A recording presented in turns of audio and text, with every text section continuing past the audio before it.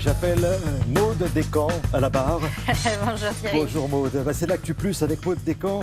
Elle est avec nous aujourd'hui pour parler de la révision de la Constitution. Depuis fin juin, les parlementaires se penchent sur le texte pour le modifier, le faire évoluer. Et ça, vous allez voir, c'est un vrai travail de titan, Maude. Ah bah oui, c'est la méga production de cet été pour les parlementaires, on pourrait dire ça.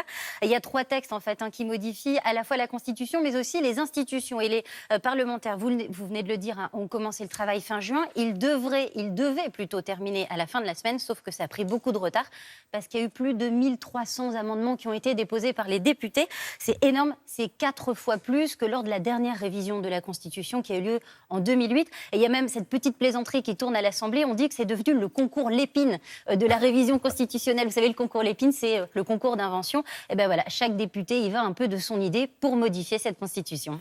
Alors, Maude, la révision de la Constitution, je vais vous dire, pour moi, pour le citoyen lambda, c'est un peu abstrait. Alors, concrètement, qu'est-ce qui pourrait changer ? Alors déjà, vous savez que la Constitution, c'est le texte qui est au-dessus des autres. La Constitution, c'est ce qui régit, c'est ce qui consacre les principes fondamentaux de notre démocratie.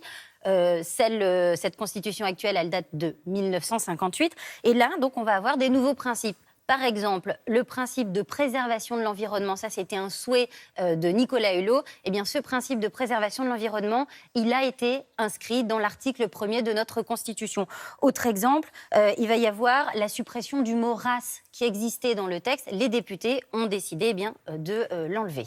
Et alors, c'est pas terminé, il va y avoir des mesures qui vont impacter la vie électorale, politique des Français. Oui, alors vous savez, il y avait cette promesse d'Emmanuel Macron qui était de diminuer le nombre de députés. Eh bien, ça y est, ça va être enclenché. On va avoir 30% de députés en moins. On va passer de 577 à 404 députés. Alors, il y a des critiques. Certains disent que s'il y a moins de députés, ils auront plus d'administrés. Donc, forcément, il y aura plus de distance entre nous, les citoyens, et les élus. Autre exemple, il y a également l'introduction de la proportionnelle pour les élections législatives.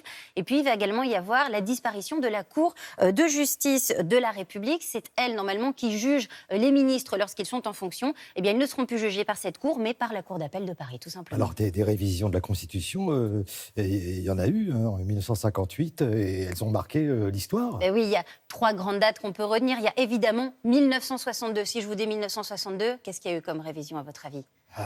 L'instauration, le suffrage universel. Le suffrage universel direct, exactement, ça c'est le général de Gaulle qui l'a mis en place.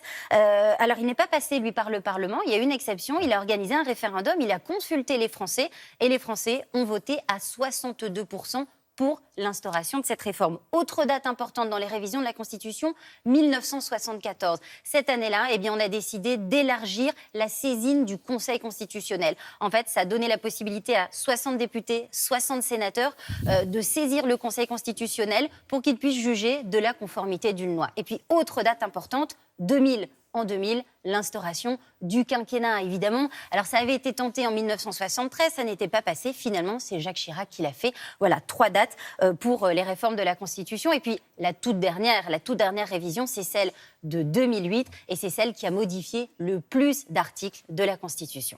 Alors, est-ce qu'il y a un enjeu politique dans la révision de la Constitution ? Alors, il y a en tout cas une polémique autour de cette révision de la Constitution. Disons que le projet ne satisfait pas tout le monde. Certains disent que ça va affaiblir le Parlement. Et puis, il y a aussi les opposants, les opposants à la majorité, qui vont essayer un peu de faire capoter cette révision de la Constitution, tout simplement pour tenter d'infliger à Emmanuel Macron une défaite.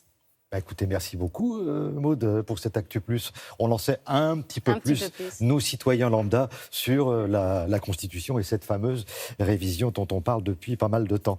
À plus tard. À plus tard.